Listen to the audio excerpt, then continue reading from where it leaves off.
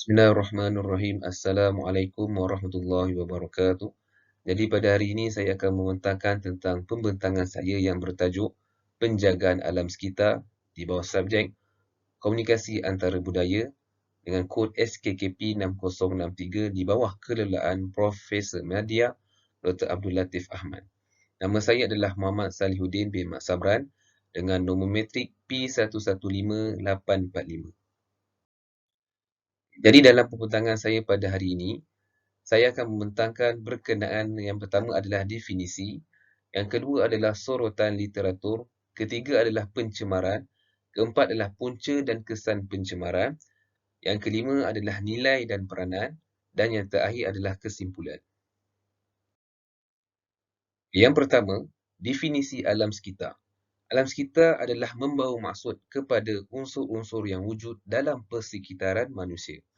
Merujuk pada Akta Kualiti Alam Sekeliling 1974, alam sekitar membawa maksud unsur-unsur fizikal yang berada di sekeliling manusia seperti udara, air, tanah, iklim, tumbuhan, haiwan serta unsur-unsur biologi dan sosial yang saling bergantung antara satu sama lain. Petikan ini telah dipetik dari Akta 127, Akta Kualiti Alam Sekeliling 1974, bahagian 1, Section 1, maafkan saya. Alam sekitar. Alam sekitar, terutamanya bumi, merupakan salah satu bentuk penciptaan Allah yang jelas di atas muka bumi, dan penciptaan tersebut merupakan salah satu bentuk kekuasaan Allah terhadap makhluknya.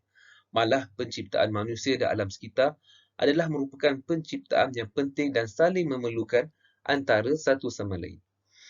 Tambahan, 100% tanggungjawab manusia adalah memelihara alam sekitar. Jikalau bukan kita yang menjaga alam sekitar, maka siapa lagi yang nak menjaga alam sekitar kita?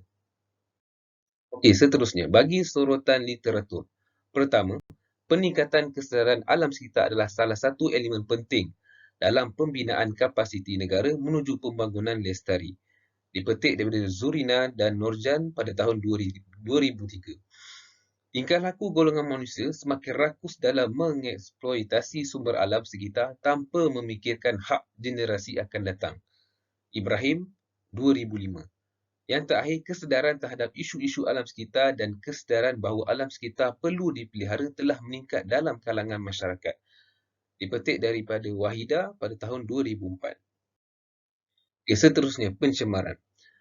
Apa sebenarnya yang dimaksudkan dengan pencemaran ini?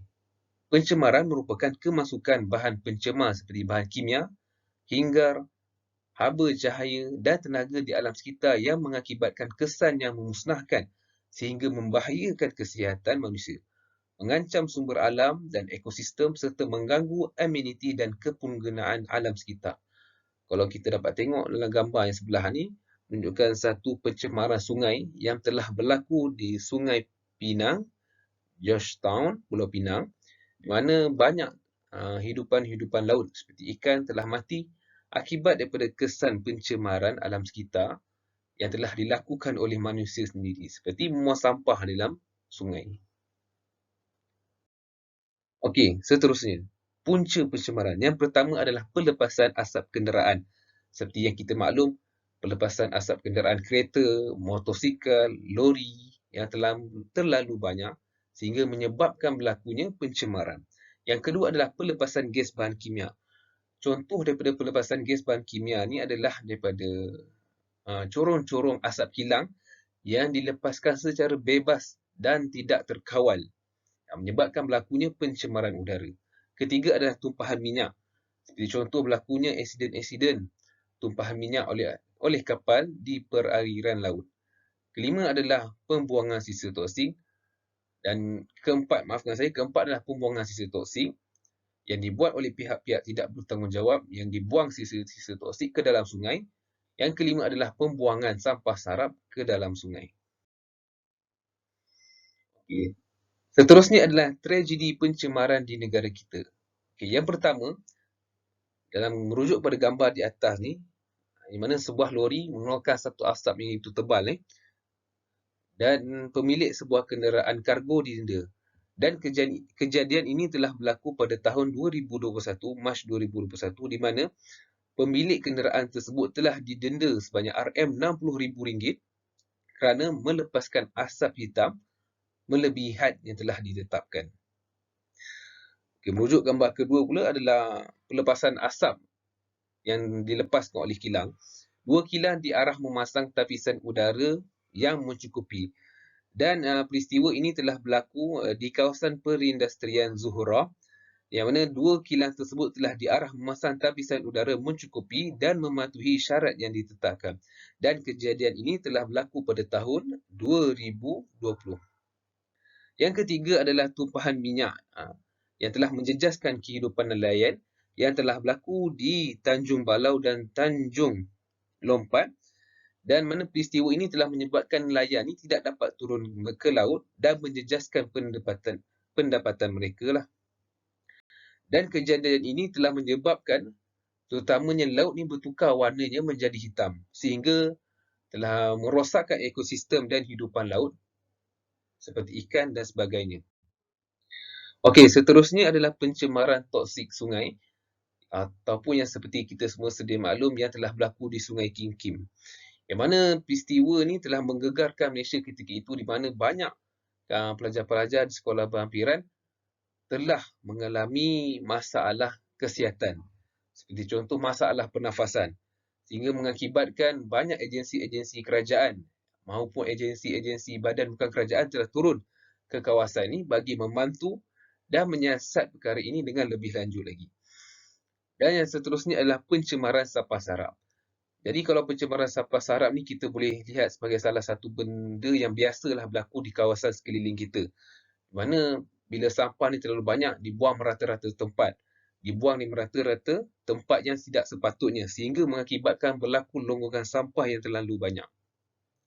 Dan bila banyaknya sampah yang melonggok ni telah mewujudkan kawasan-kawasan ataupun kawasan yang tidak kondusif dengan kehadiran makhluk-makhluk rosak dan mengakibatkan kawasan tersebut berbau busuk. Seterusnya membawa kepada pencemaran udara. Okey, seterusnya kesan pencemaran. Yang pertama adalah berlakunya pencemaran air dan seterusnya membawa kepada situasi banjir. Kedua adalah kehidupan akuatik terjejas. Yang ketiga adalah sumber air kotor yang akan terhasil. Yang keempat, berlakunya kerosakan tumbuhan, mana banyak tumbuhan-tumbuhan, flora dan fauna akan mengalami kesan seperti mati dan sebagainya. Yang kelima adalah berlakunya kenaikan suhu bumi. Dan yang terakhir, menjejaskan kesihatan kita. Kita boleh tengok sekarang, musim sekarang ni terlalu panas sehingga mengakibatkan kita ni berasa cepat kering dan dahaga. Malah kes-kes seperti demam semakin meningkat ketika musim ini. Okay. Seterusnya, nilai dan peranan. Definisi nilai. Kesedaran tentang perlunya memelihara dan memelihara alam sekeliling untuk mengekalkan keseimbangan ekosistem. Okey, bagi bab peranan, yang ini dikhususkan pada agensi kerajaan dan badan-badan persatuan. Yang pertama adalah pendidikan. Mendapatkan sokongan daripada sekolah atau institusi pendidikan. Yang kedua, mewujudkan ataupun membuat dengan lebih giat kempen-kempen kesedaran. Ataupun juga boleh masukkan tentang kempen-kempen kita semula.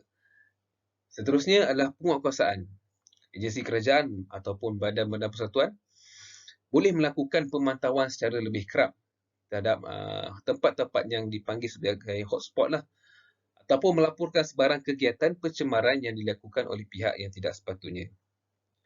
Okey, bagi kita semula, kerajaan seharusnya menekankan ataupun memberi penegasan semula tentang kita semula dengan menggalakkan lagi masyarakat supaya melakukan kita semula. Yang seperti kita maklum tentang reduce, reuse dan recycle.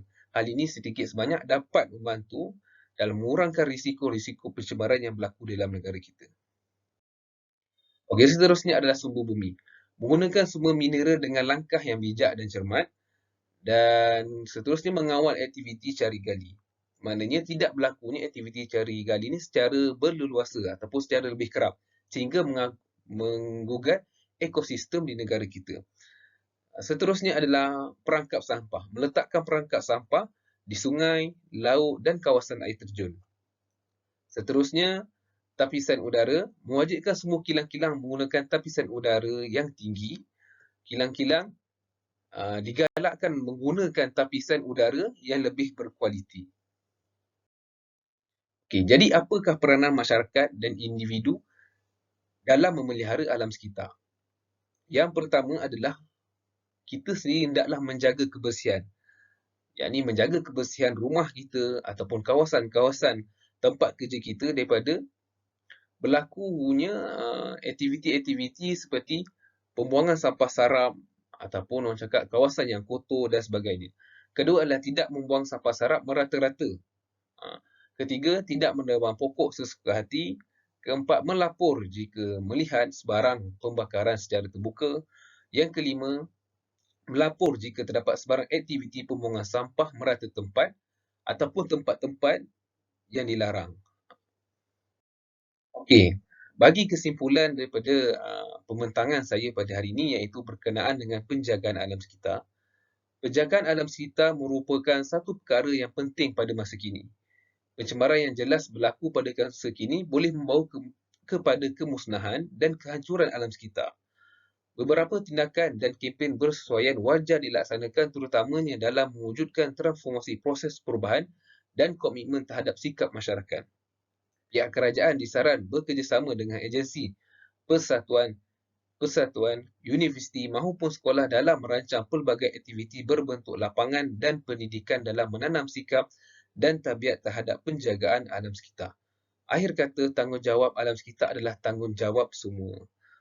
Jadi saya menyuruh kepada rakan-rakan maupun sesiapa yang melihat pada pembentangan ini, tugas kita sebagai individu ataupun sebagai masyarakat Malaysia ini hendaklah menjaga alam sekitar.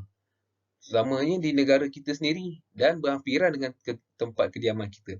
Jadi apabila kita menjaga alam sekitar ni, kita orang cakap dapat menyuburkan sifat harmoni iaitu untuk menjaga tempat kita daripada berlakunya peristiwa-peristiwa pencemaran. Dan apabila peristiwa pencemaran ini berlaku, mengakibatkan banyak kemusnahan dan kemudaratan kepada kita dan menyebabkan orang-orang sekeliling kita juga terkesan. Jadi, sekian saja pembentangan saya pada hari ini. Saya ucapkan sekian terima kasih, terutamanya kepada doktor dan rakan-rakan. Assalamualaikum.